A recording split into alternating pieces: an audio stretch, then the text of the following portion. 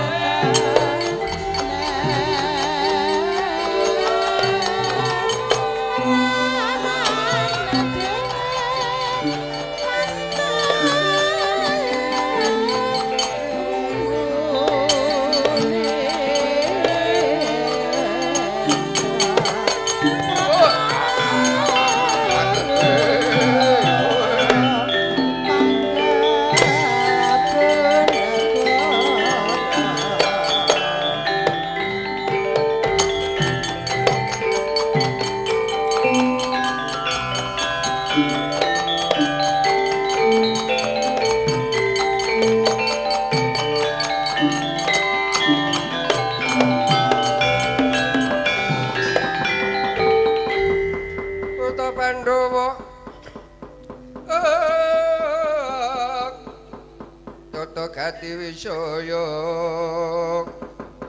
Indriyaksa Saramaruta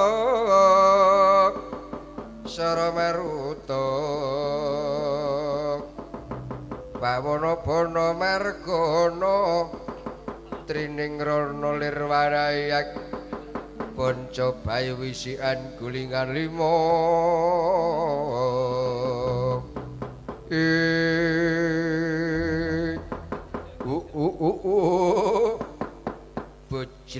Bujleng iblis lanat jig-jigan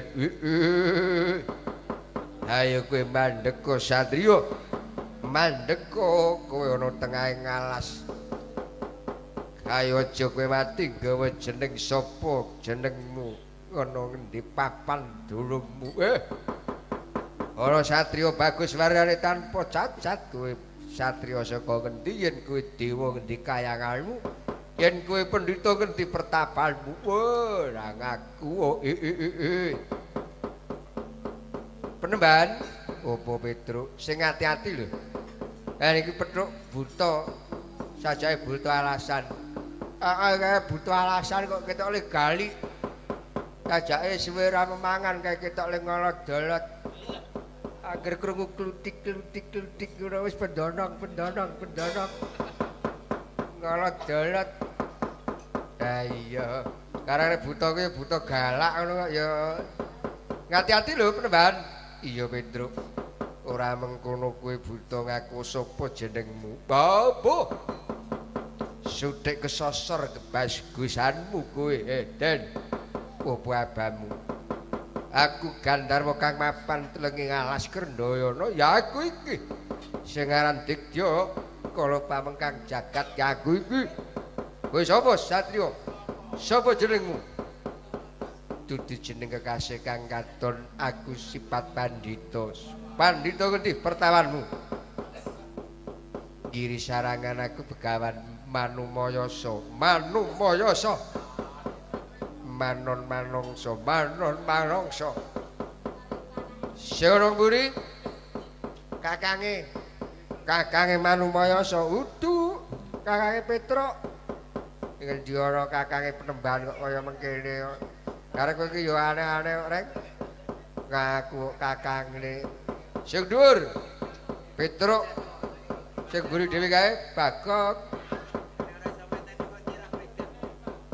Manumayasa.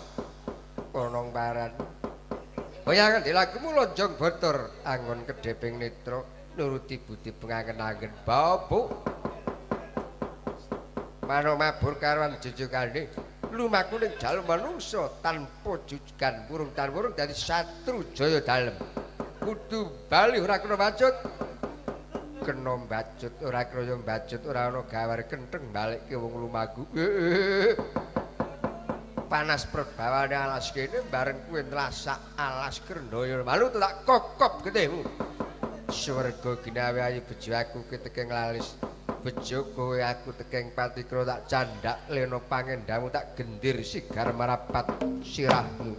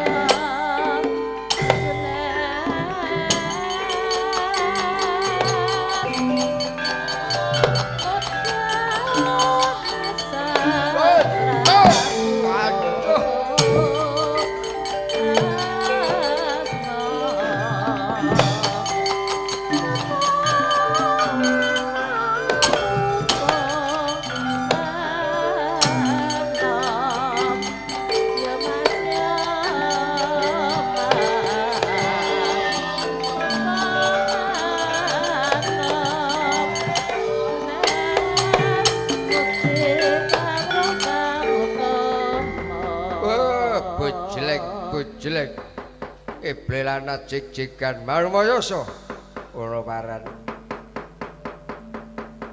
pura kawanmu aja ngrusui wong Bandayuda pura kawan telu cacahe padha ngrusui wong perang sing cilik ngrusui sing gedhe ngrusui sing cilik kangger gini jelik gini jelik nyabet kunca ora tekan nyondol ayo maju leganing atiku wah kelakon ora gelem sewingkir kelakon gaglak limpamu rimpah balungku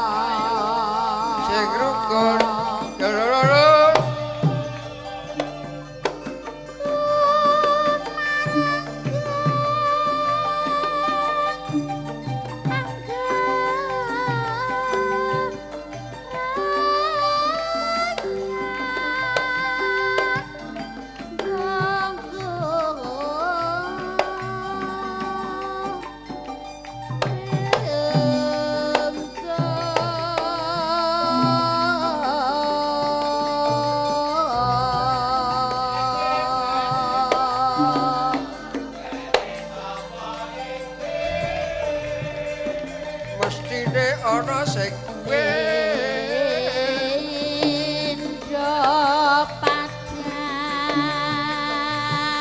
kenong menclek dinggo terus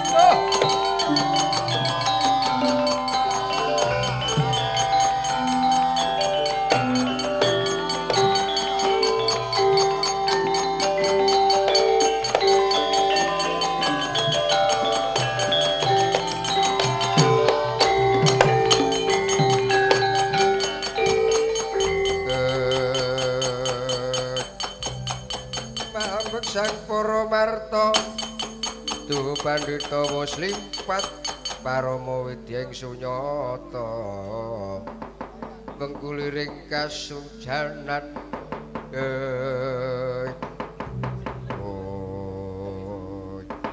mentang gendhewa begawan manumayasa gumerot kendhenging gendhewa jumepret lumepasing jeparing tumanduk anggane Gandharwa kala pamengkang jagat sira mergolayu badar jatine wujud Bathara Narada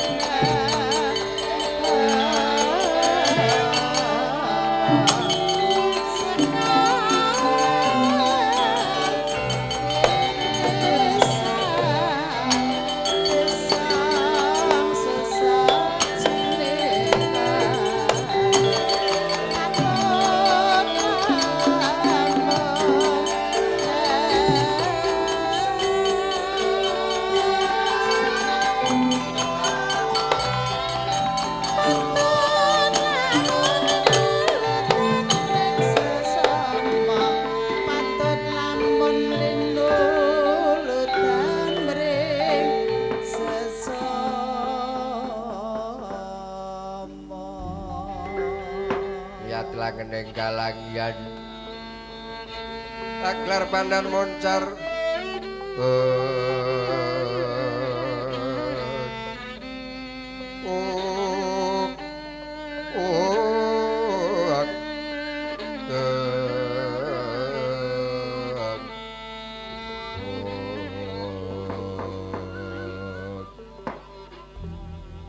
Yasken sembah pangabekti kula kulun Bathara Narada. Narada ya merkencang naridaya ya ya Ger manumayasa ulun tampa pangestu ulun tampanana. Gurawalan panampi kula saged tumbabar daya kasantosanipun ingkang wayah. Ya manumaya saya. Nrada padha basuki to kowe. Pangesuripun Kakang Ismaya pinantu Karaharjan. Syukur mangawi gena. Alah, iki arep omong apa, Mbok? Karepatiku iki tak pikir. Aku arep tiru-tiru. Jebul ketrucut arep mangayu bagya malah mangawi gena. Mula wong ngomong ki ketoke gampang ning angel. Isane kurang bejane ming maido. Iya. Kula nyaosken pabekti kula kulun. Iya nala garing ya. Kula nggih nyaosken bekti kula kulun. Oh iya Petro ulun tampa. Bagong ora nyembah karo Bathara Nrada. Alah. Nyembah yo ajeg le kere ora nyembah yo kere kok.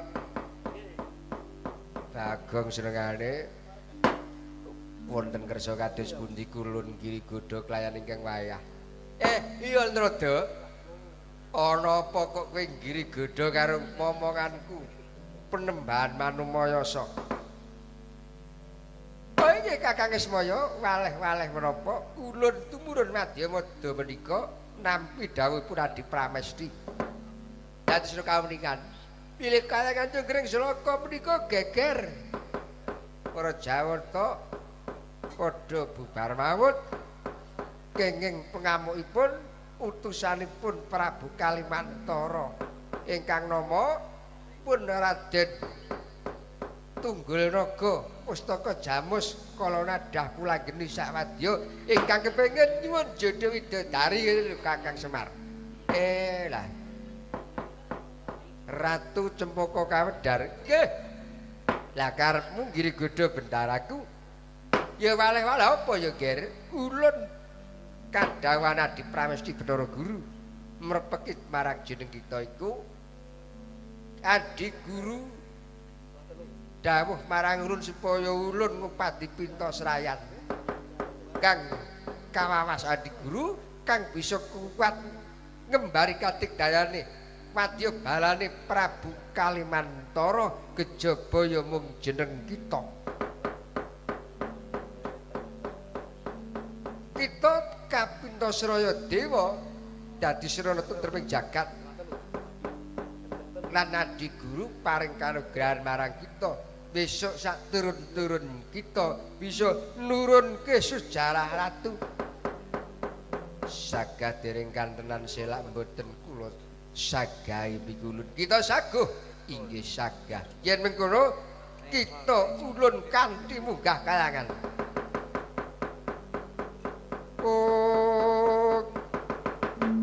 Semereka ten prayitna semurire seka balik titiyane gandayani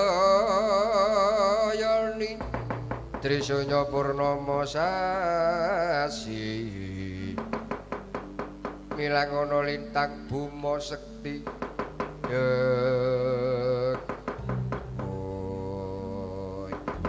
nek pancen bendaraku dipintasraya karo dewa aku ora kabotan aku tau usuk-usuk lumbung ora ketang mengko ning kalangan dadi seksi aku arep nderek daraku Penembahan Manumayasa. Kowe piye nolo Gareng Petruk Bagong? Kula nggih melu kancane ten kalangan nggih ten kayangan. Perkara Bagong arep melu ya syukur ora ya syukur.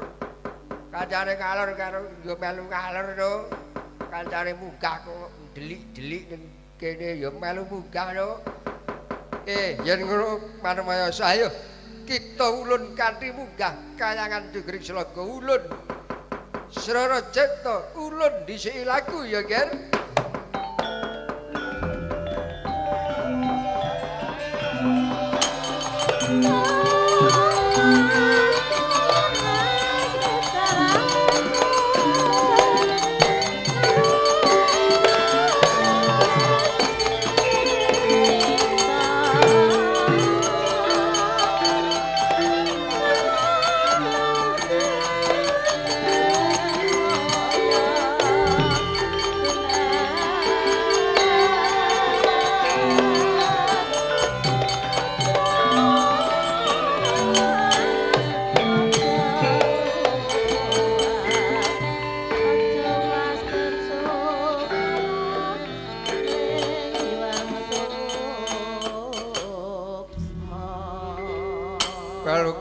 saluring lekas lu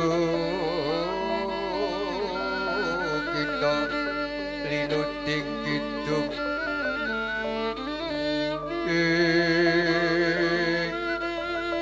katung katereng memong mangayu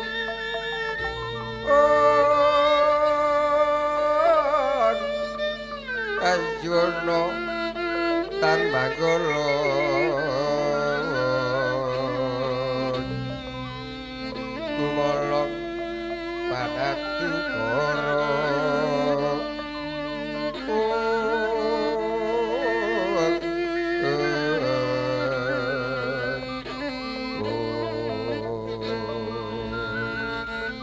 karnan karono pangapus puspito wangsalan semon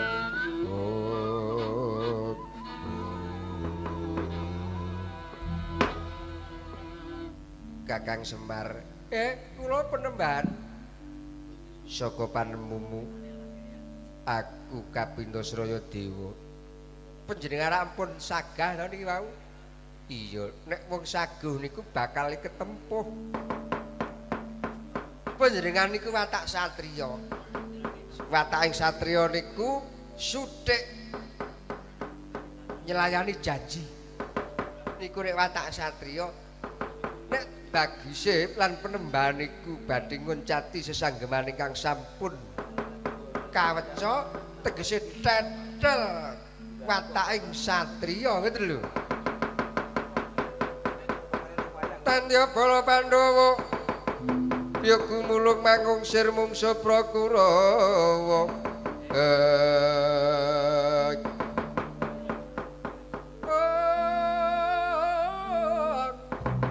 Gambah kongkeh sira titih larut kirut katut para ratu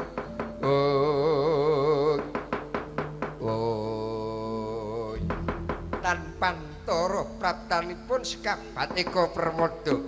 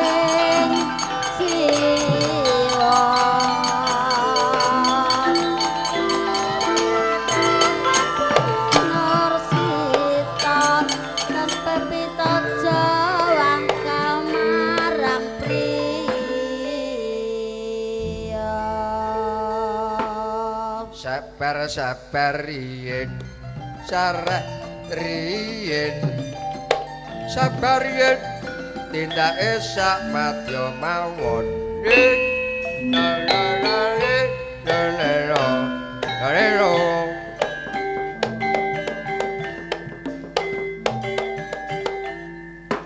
Truk apa kowe iki pangling kok ora kesekabat Eka Permada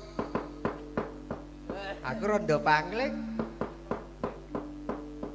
kae Eka Permada mbiyen sekabate penembahan Tritrusna penembahan Parekenan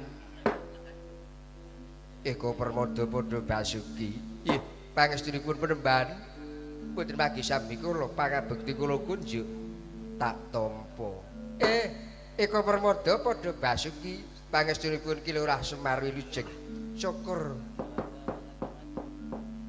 padha slamet ta kowe Da Permada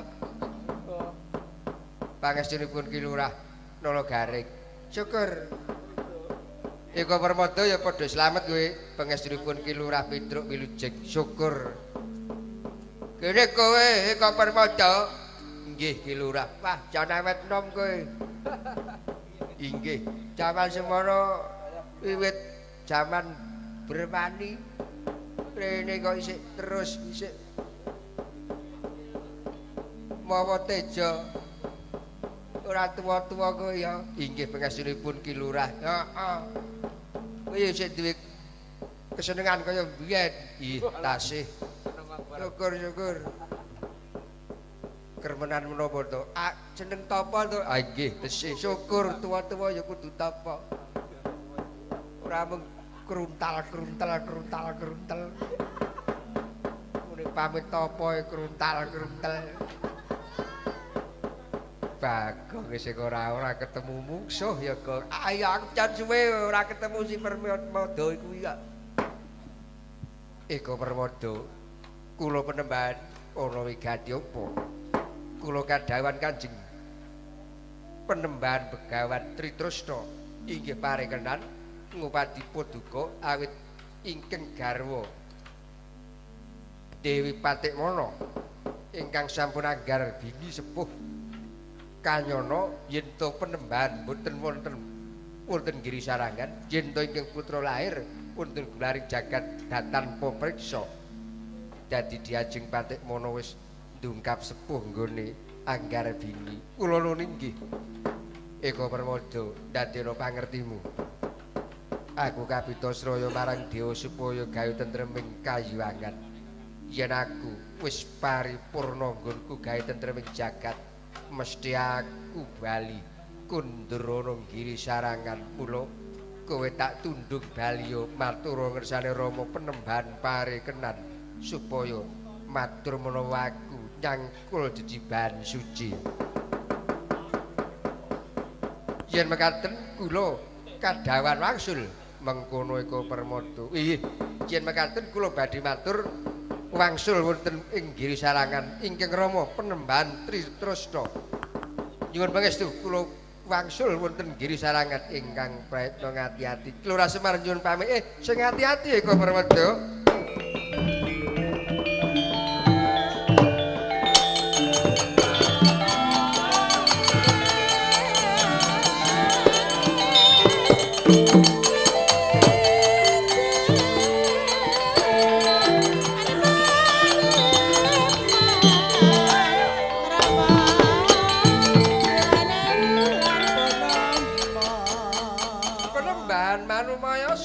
Piye Kakang? Mangke ngentosi menapa sakmenika ngentosi menapa? Nanging aku durung ngerti dalan munggah kayaken. Kula niku elek-elek niku Purnairawan Dewa ngoten lho. Kula niki mantan dewa dadi ngerti dalan-dalan ten kayangan. Nggih Gus, ampun kuwatir karo kakekne niku riyen dewa. Saniki lho dadi menungsa dadi kere niku rak netepi darmaning urip. Ampun kuwatir karo kakekne niku dalan sing celempit-celempit pun priksa kok kakekne niku. Ampun malih ten kayangan. Iya kok, ayo dalan sing gupit-gupit weruh kok. Ini ora ngerti ya konangan yo aku. Wadamu kaya ngene. Moga kula derekke Penemban.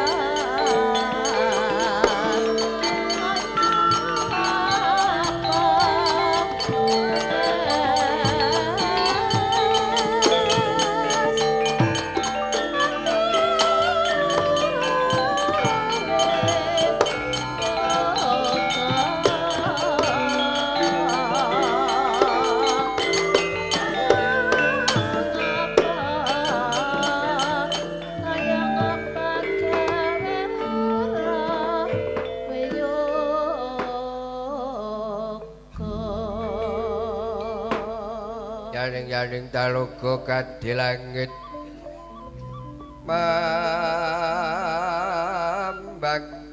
tanpa semulana pamaneka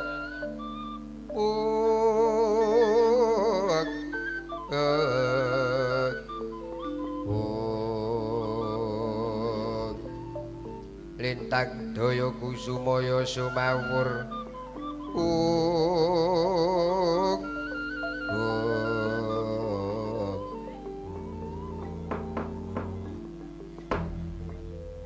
Kang kinaros sabeting carita nggih ingkang macak baris makuwun wonten lengkeng Gunung Siulaulu. Rikala semanten Raden Tunggulnaga piwah pustaka Jamus kabiyantu para senopati ingkang pinilih cipta Renggalira. Dimas Pustaka Jamus, opo Kakang Tunggulnaga? Paribasan aku karo kowe sakbadhanipun Kakang nampa sabdane Pikulun Bathara Narada. Rikala semana aku nguja Katigdayan ana kayangan. Para dewa ora ana sing bisa menang mungsuh karo aku lan kabeh para wadya bala saka Cepaka Kawedar. Yo. Nanging kaya mangu-mangu atiku. Engga seprene aku ngenteni dina sasi taun kang diwenehke marang aku. Apa kira-kira ana dina anggara kasih paing sasi Jumadilawas taun bebas apa kira-kira ana? Wah, Kakang Tunggulnaga saka panemuku senajan to kayangan karo Mercapada iku beda-beda papandununge nanging pandugaku nek ana dina anggara kasih paing ki ora kelakon. Sasi Jumadilawas taun bebas ora ana. Oh, iya Kakang Tunggulnaga ngendi ana anggara kasih paing. Anggara kuwi Selasa, kasih kuwi Kliwon. Ngendi ana dina Selasa Kliwon paing. Nek ora ana ah cetha aku kowe iki diapusi karo dewa Kakang. Sanghyang Tata Gati Wisraya Indriyaksasara Marutabana Margana samirana lir warayang trining rana wisikan magulingan lima abang karang hang sesiyung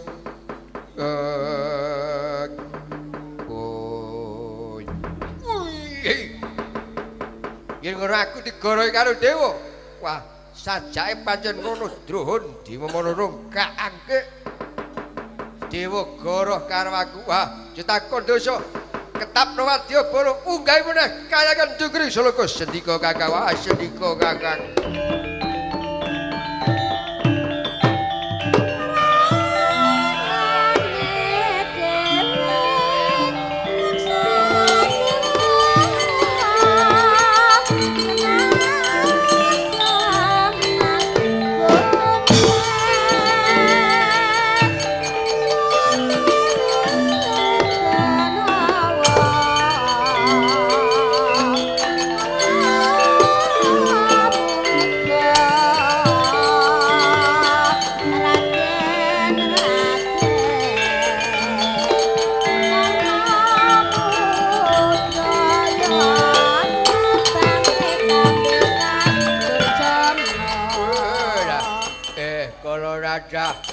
apa pura geni aku karo kowe iki buta kelangenane sinuwun Prabu Kalimantara ya akeh buta ning ora kaya kowe aku karo kowe wah iya akeh buta perjinemaning ora kaya kowe pura geni karo kala radah ya aku iki aku kowe kudu ngantunke bekti ayo enggal munggah kayangan ora ngulungke widodari dewa diobrak-abrik kayangan supaya digawe geger tak derekke pulang geni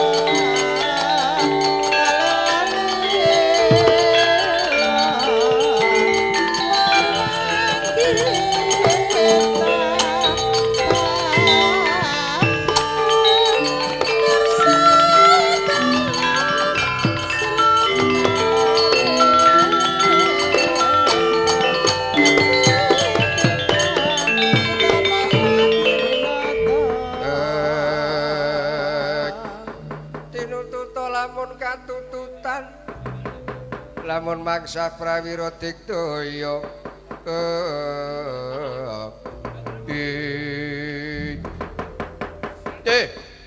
para dewa kowe goroh karo aku Dorodrada aja kowe girang-girang gembuyu kayangan tak dadekke mercapada tak dadekke kayangan ora ngulungke Sadatwati Kencana Wulan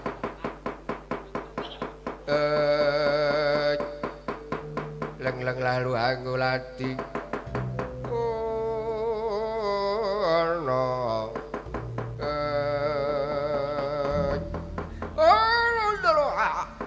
kencang kari daya ger tunggu logo kita kelakon bojeng widodari nanging iki jagoning dewa kang bakal nguntapke nyawamu saja muntap pindho kinetap mitra kocak muldarandir itepang ngolocokro dewa katrakan goro kene merganing patimu di jagoning dewa drohon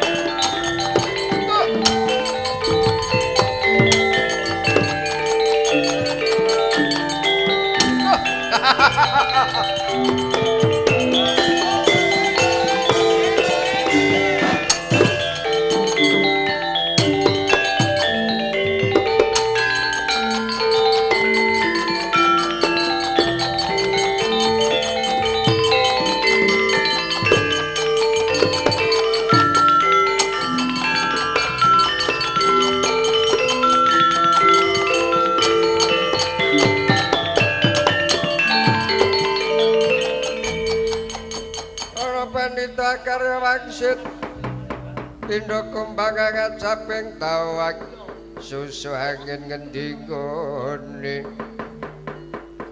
kalawan kaliye kangkung watesane langit jolonidi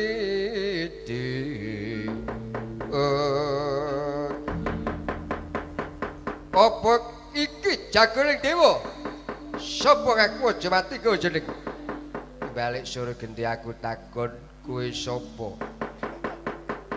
kadange Tarunaka Prabu Kalimantara aku Raden Tunggulnaga sapa ngaku Pandhita Seka Giri Sarangan aku Begawan Manumayasa Manumayasa opo abamu sing buri Petruk kaprah apa karo Manumayasa lha elek-elek iki Panakawan gene wing batur druhun aja kleru penapa mula jenenge Panakawan panake ngerti kawan ki kanca arep aku ki mung ketoke kaya ngene ning luwih ngerti ngono wandamu kaya ngono Manumayasa ana paran tak antepi jagoning dewa babamu bapa yen kena taeman kuwi semingkir saka papan kene bakal tak boyong Sadatwati Kencana Wulan kena boyong widodari janji pecah dadane Manumayasa kene mergane patimu tiban tangan pecah sirahmu klakon gigit tatas tiwagang drun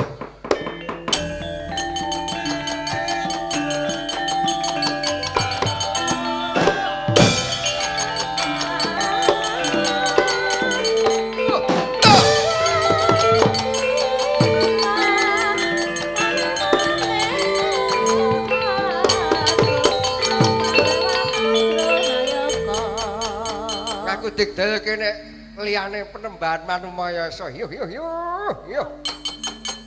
Penembahan Manumayasa iki ketoke pendhita muda ning kae kekasih dewa tempiling pisan nil jengkelang ketoke nek rembukan meng glinding meng glinding karang Penembahan ki nek duka malah ketoke duka tenan ki malah ming kendel utawa meneng ngerti-ngerti ketes dhewe urung arek tiban tanganku ilang kabeh isining stagen belas kecret wiragawa ndek kula dandalane mompyor ayo tangi legane atiku Tunggulnaga bab aja mlayu drut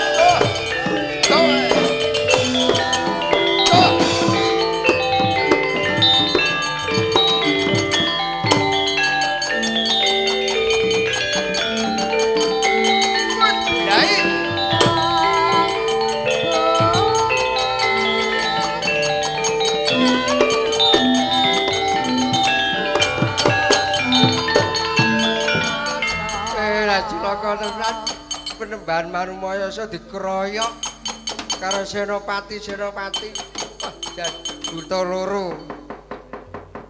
Lemu-lemu. Sing siji galak, sing siji rada pucet. Sajake ngelih. Kancane nggo seragam kok kaosan dhewe. Ya. Lah, katrangane butoke muramu baen-baen. Nek ora tak aturke karo kakekne cilaka pripun kakekne iki?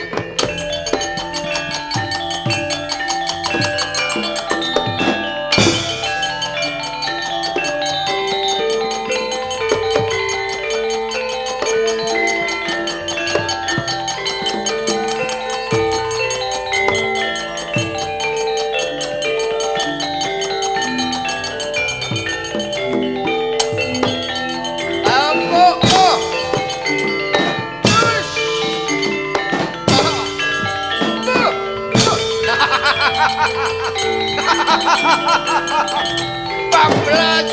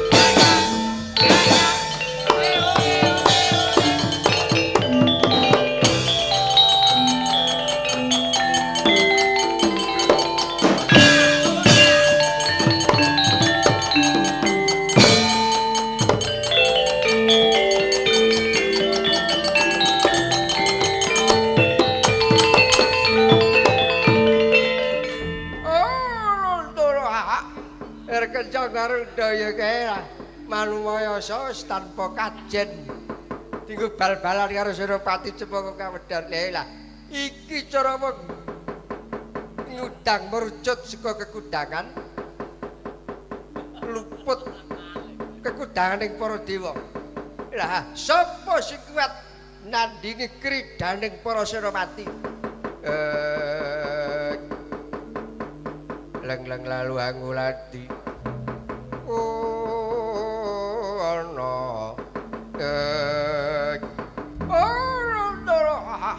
Ya ulun wis padake jebul giri sarangan kae mencara mawa cahya. Lah sajake pun lang jabag bayi kang ngono gua garbane patik mono iki sing kuat dari jagone dewa iki.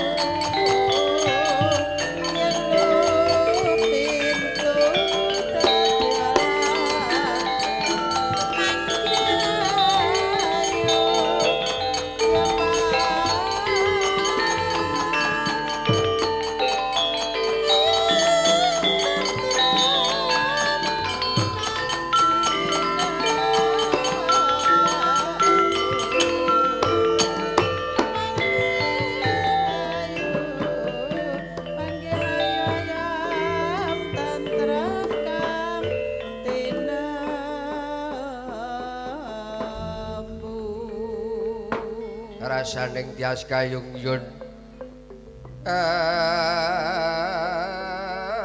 ngayomi lukitaning kalbu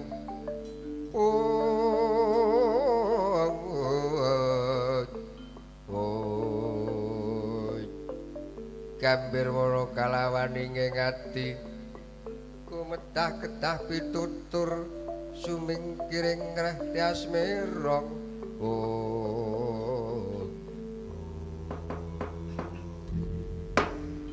anakku ger Patik Mono kula wonten dawuh Rama Penemban wis antara suwe iki tetimbanganmu manumaya Sumindraska ing Pertapan Giri Sarangan mongko tak wawas nggon Manggar Bini kawistara wis ndungkap sepuh kula nuwun inggih Rama Bocamban kula Penemban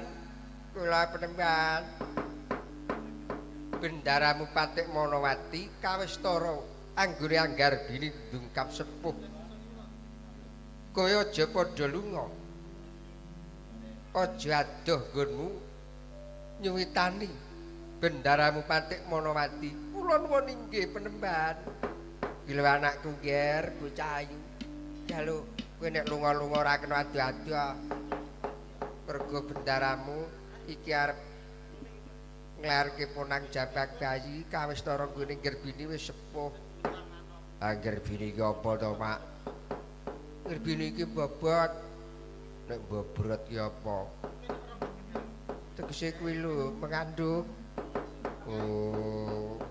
arep anak iya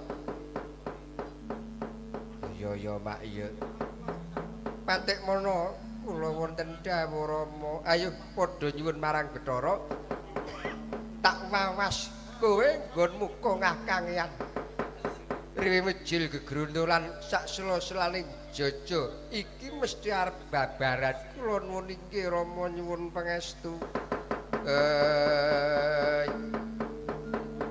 Wanodya Utama Mangambararum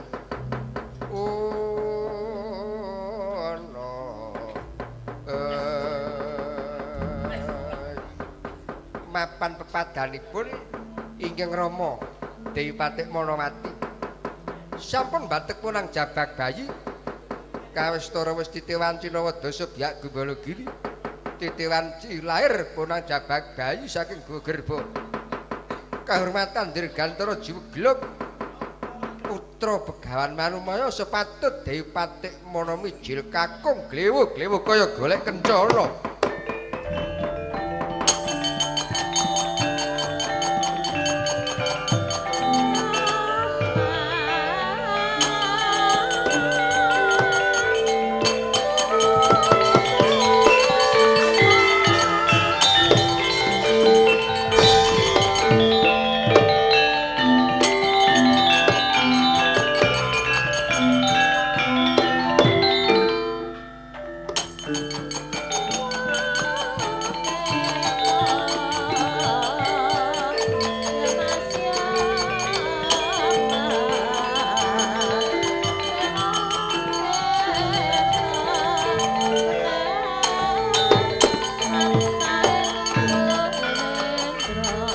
Patik Mono kula Rama putramu wis lair inggih Bocamban kula enggal tilik ana bendaramu kakung apa putri Nduk apa Mak tilik ana kono tilik apane bendaramu timur kakung apa putri ngono lho ngono to iya ning alon-alon ndak minyak bayi ayo anu Mak lanang pewadon kangkung ya matur karo Penemban piye Bocamban ingkang wayah Ndara kula timur mijil kangkung wah niku lho lanang kakung kok kangkung nggih kakung kula pandhita Akarya Wangsit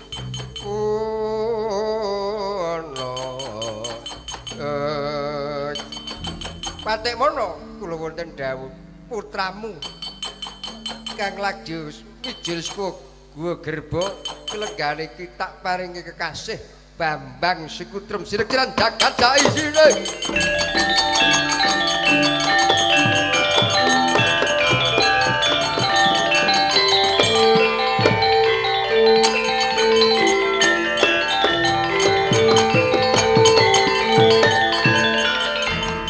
Sirek-siran jagat saisine putra Begawan Marumayasa patut Dewi Patik Mono kaparingan pusaka asma Bambang Sekutrem kacarita Bathara Ndrada Londra kabeh kang ana kiri sarangan ora ngerti menawa ulun lagu kadewatan ya iki bocah iki sing mawa cahya mungkasi karya nger kita aja kaget ulun Pintasraya Bambang Sekutrem dadi jagoning dewa ya nger.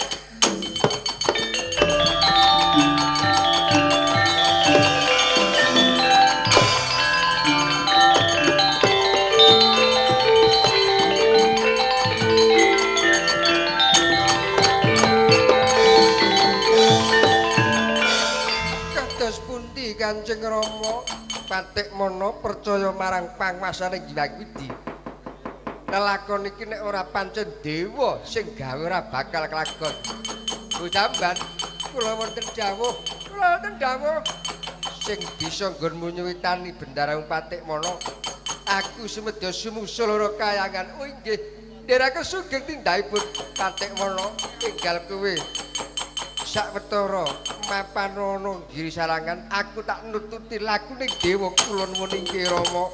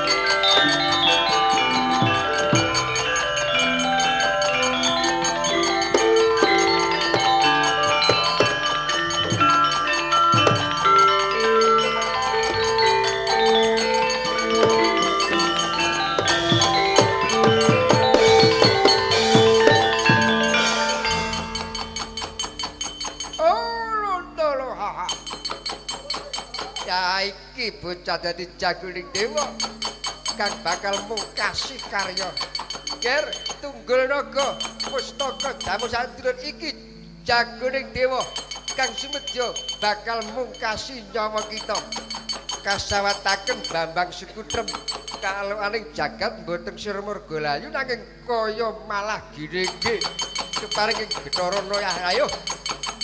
Bambang Sekutrem dupi kabuncang Bathara Ndrada wanci pengrusak taman.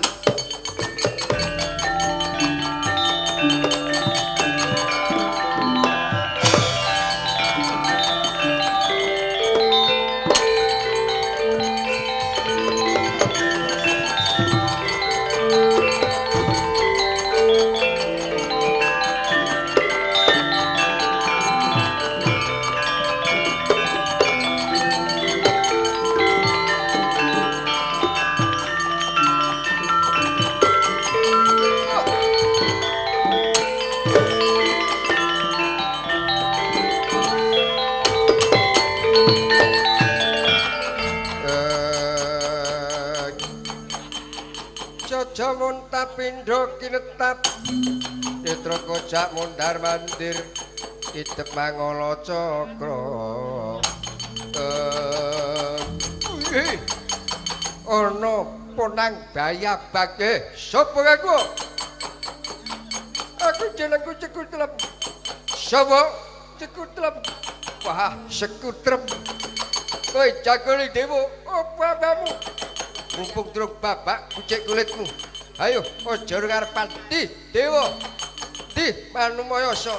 Ora perlu kowe mungsuh dewaku keduga glindhingke sirahmu babuh kene merganing patimu lakon tak idak-idak kowe. Tuh.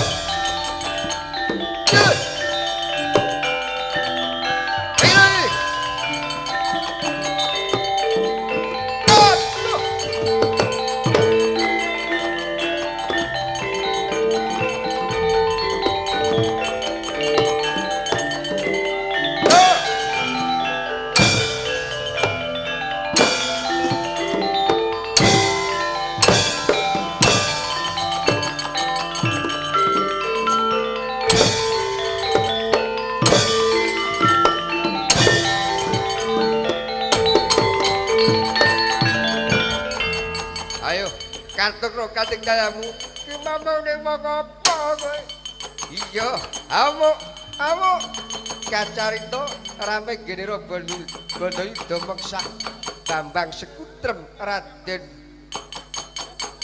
Tunggul Raga kagetak kuntal kelokaning jagat kuntalipun Bambang Sekutrem dumawah wonten Karang Pawidodaren Bablas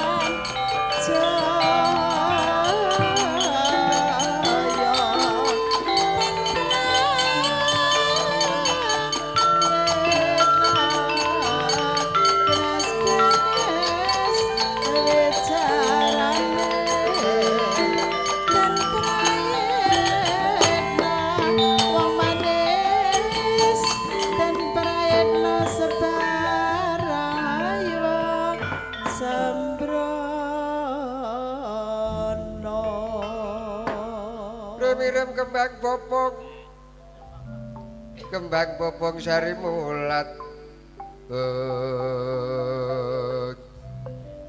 tratebang rerayungan tratemas pacar banyu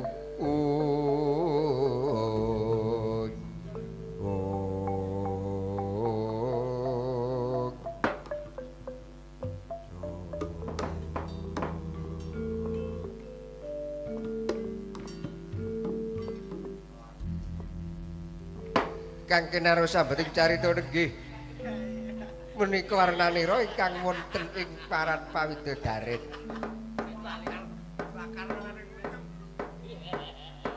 widodari kalih nama Sadatwati Kencana Wulan sampun ampir awuhipun Prabu Kalimantara ingkang rikala semanten ngening kecipta sakedheping nitra sampun wonten paran Pawidodaren cipta reganira Jagat Dewa Bathara Adi Kencana Wulan kula wonten paringadawa Kakang Mbok ana Nalindra iki sapa kula dereng nate mangertos menika sinten wonten Nalindra ingkang rawuh wonten Karang Pawidodaren paduka sinten Jagat Dewa Bathara nek pancen kowe durung ngerti karo aku ya aku iki Prabu Kalimantara Nalindra Cempaka Kawedar diajeng Sadatwati Kencana Wulan panjenengan sampun priksa klayan kula keparinging Bathara pancen aku kudu ngerti kowe wonten wigatosipun menapa wanci saja kala dumunung wonten paran Pawidodaren sinuwun ingsun rikala sasi kang kepungkur utusan pelayan adi-adiku kabeh Senopati saka Cempaka Kawedar kula blak-blakan aku sumedya mundhut garwa marang kowe gelem apa jagat Dewa Bathara panjenengan wangkot kepengin garwa klayan kula kekalih tentunipun wonten pikantos nek aku iso garwa kowe sakarone aku bisa nurunke sejarahing ratu lho.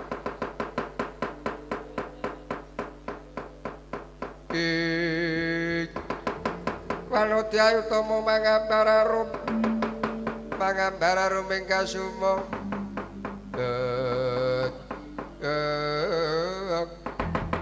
kacarita dawahipun Bambang Sekutrem ingkang wonten paran pawidodaren dupi preksa wonten Alendra miwah Wanodya kekalih eling-eling Bambang Sekutrem wanci gumajak kewer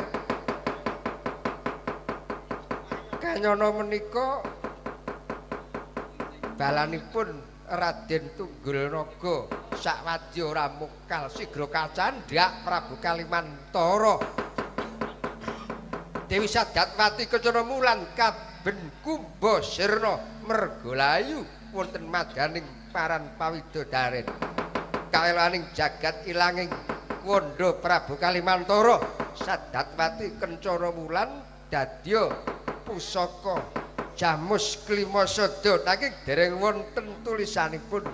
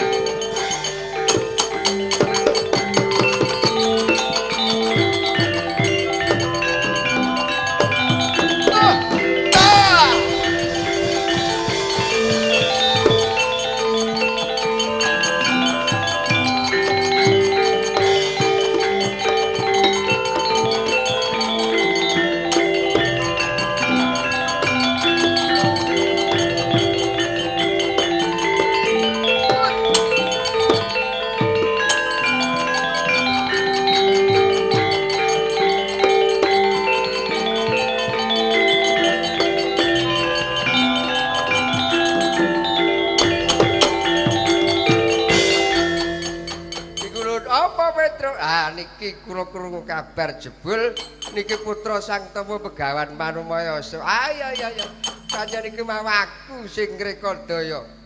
Tak colong saka Giri Sarangan. Lah. Nggih. Lah niki kok wonten kaya ngeten iki. Iki wujude Jitapsara Mencara Mama Cahya. Sekutrem apa? Mangsa bodho wadya balane Prabu Kalimantara Tunggul Naga. Pustaka Jamus sak panunggalane. Aku gelem ning aku njaluk seksi. Oh ya. Truk ayo tinggal diderekke bendaramu Bambang Sekutrem. Oh nggih, mangke kula derekke kula sing dadi seksine.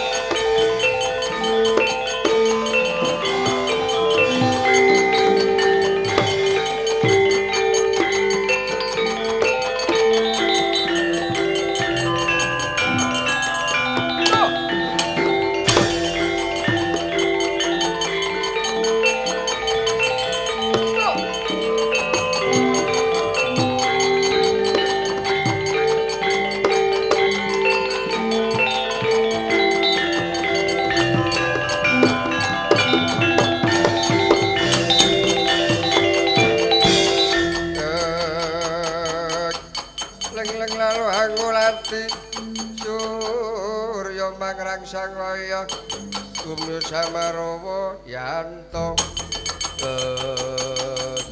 Sawa aku jagoan dewa jenengku Bambang Sekutrem. Nyapa?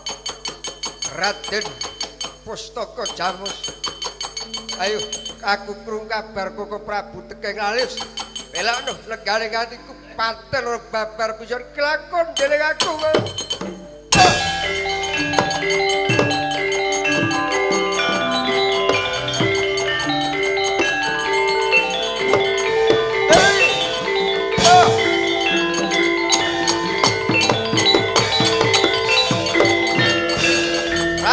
Genera Balayudha Raden Pustaka Jamus mengsah Bambang Sekutrem lena kaprayetanipun kaseblak Jimat Klimasada Raden Pustaka Jamus Siramargalayu caling kuwanda dadi samake jimat Klimasada mula wirastan Pustaka Jamus Kalimasada.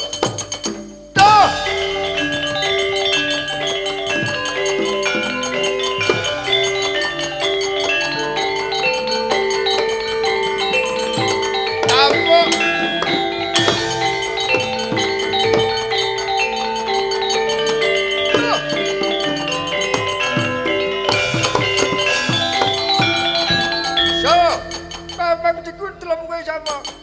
Aku Raden Tunggalaga elakno patiri adikku Pustaka Jamus kelakon mati dening aku kasabet jimat Klimasada Pustaka Jamus Raden Tunggalaga salah kedaden dadi song-song Awasta song-song Tunggalaga.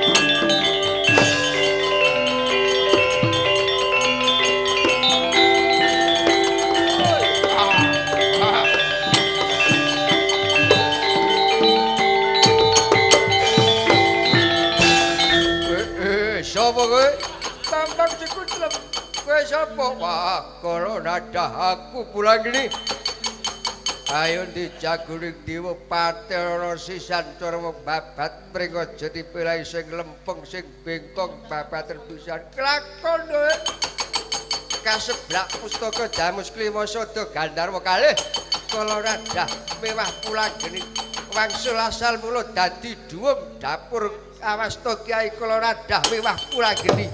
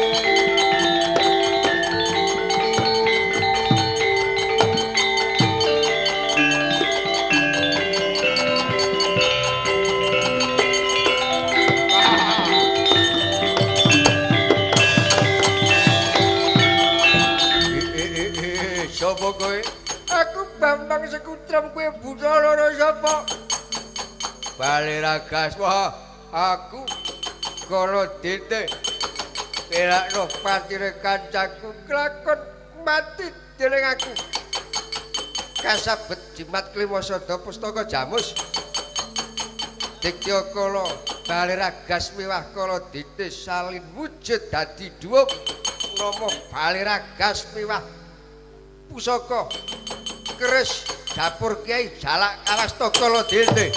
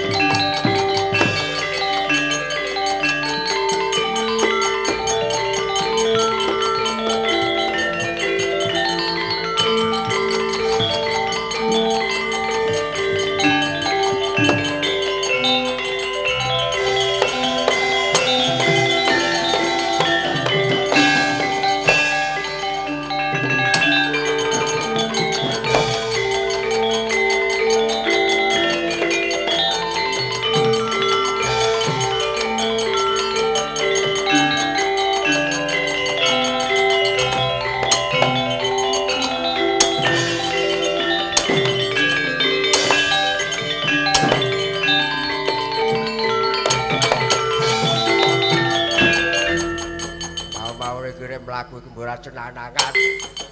Sing masang-masang iki ya kowe. Kene iki dadi kelangnaning dadi seksi kok malah kita masak-masak iki kepenak joget ngerti-ngerti mak kenyut.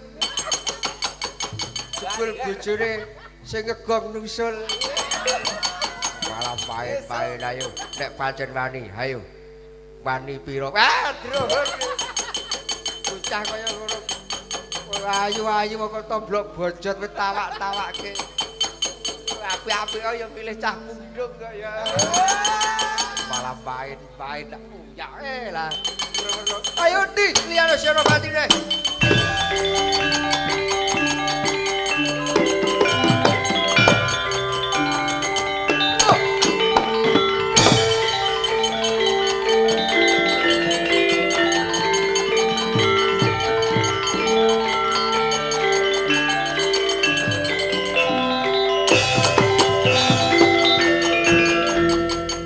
Sopo kowe? Memang sikutlem kowe sapa? Raden Jaladara. Pelakno patine para senopati Cempaka Kawedar. Kelakon negale ati kowe calon mati. Rikala semanten Raden Jaladara, Raden Gutaka, Jatisura Mangumir. Ingkang rikala semanten majeng sareng kaseblak. Dimat Klimasada Pustaka Jamus Sira Mergolayu salin wujud dadi Rata Awasta Jatisura Rata Gutaka Mangumir Jaladara diwinguni ingkang damel Pramayadi ingkang pandhe wonten ninggiling Megawalak. Oh, apa?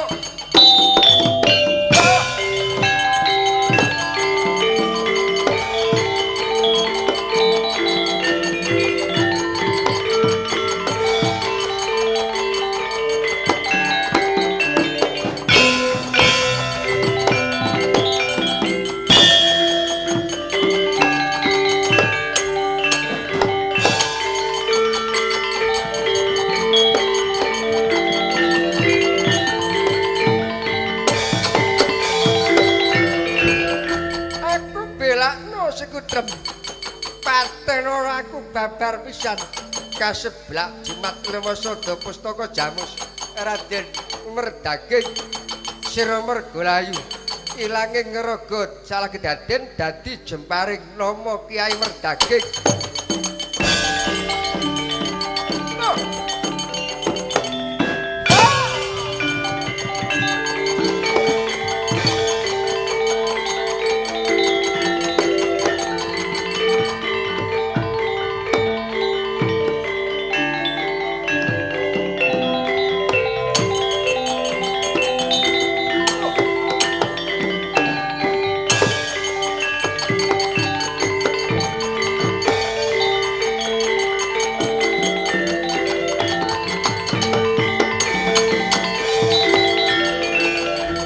Patena pisan aku sekutrem. Ayo patena pisan. Ora kowe sapa jenengmu? Raden Pasopati. Ya pasing pati. Patena sisar aku. Lakon nek kowe njaluk pati.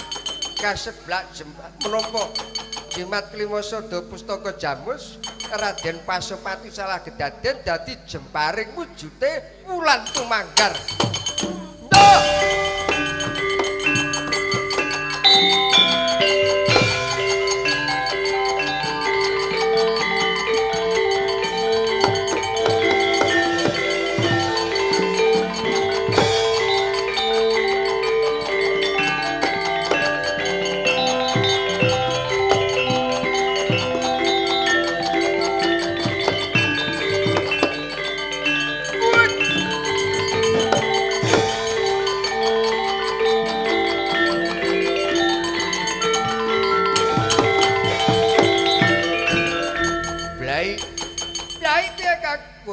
Gustimu wis tekeng lalis sinuwun Prabu Kalimantara sak sedulur tekeng lalis aku karo kowe mengkari badan seporto tanpa kantha kanthi ayo ora ana kancane juk nek arep bali ning Cempaka Kawedar juk sing arep disuwitani sapa Penemban ngendi Kang arep swita ning ndi wis to? Ayo.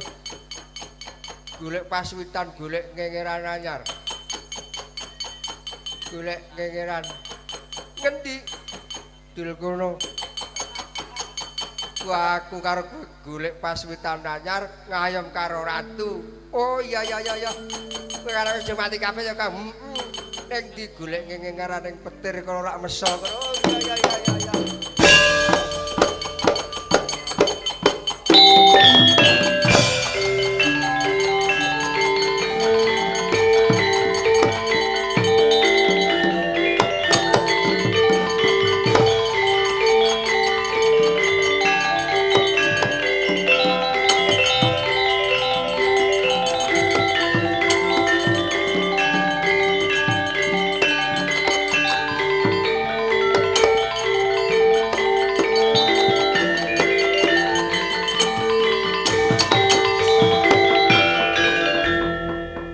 Pandhita agar wangsit pira kembang ngajaping tawang suswangin ngendi gole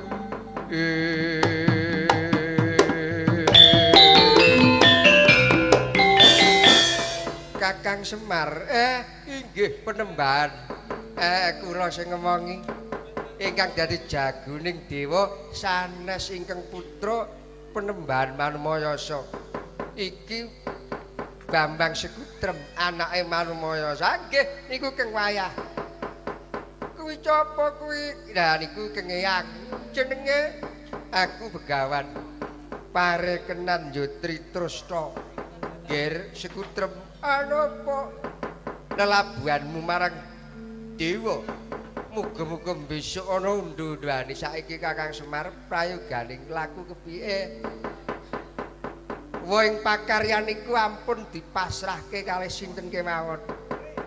Wong niku nek tumandang utawi makarya dereng dilakoni kok sampun ngarep-arep wong pakaryan.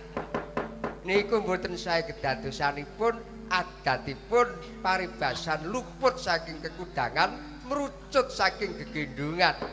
Paribasane tangan tengen entuk siji, tangane kiwa guwang papat. Nek panjenengan niku makarya ampun jagake wong pakaryan. Wong pakaryan niku kasumanggakno marang panguwasaning Bathara. Oh Kakang Semar yen mengkono aku nedha nrimo. Banjur kepiye babar pisane gawe becik. Wadya balane Prabu Kalimantara mangsa pangin Kakang Semar njaluk pangestu.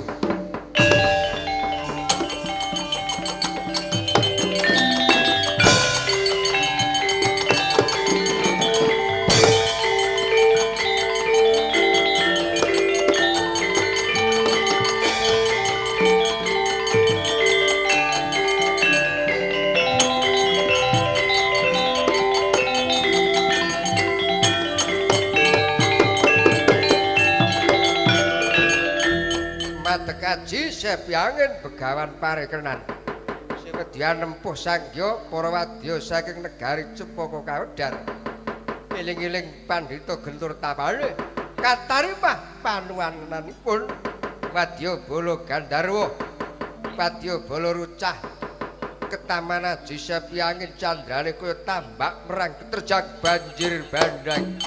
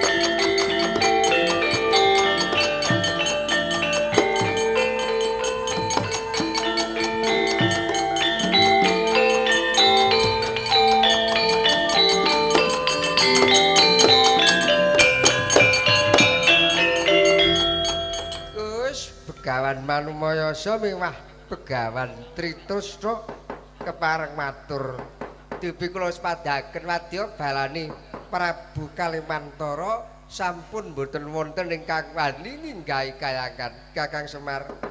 Aku nedha nrimo nek dudu Kakang Semar sing ngemong. Sekutrem Padine Manumayasa aku ora ngerti bakal kedadian apa. Oh nggih. Agandhing sampun paripurna wonten turi lepat kula nyuwun pangapunten mugi saged lelabuhanipun ingkang wayah Bambang Sikutrem mangke saged Bathara paring kanugrahan saged turun maturun Kakang Semariya. Mangke kula ingkang nyuwunken kanugrahan kalian Para Guru. Gandeng sampun paripurna kula kepareng badhe nutup bedhaya Srimpi kangge mungkasi lelampan menika Kakang Semar sakarepku. Nggih, dados dika kula badhe caos kurmat bedhaya Srimpi.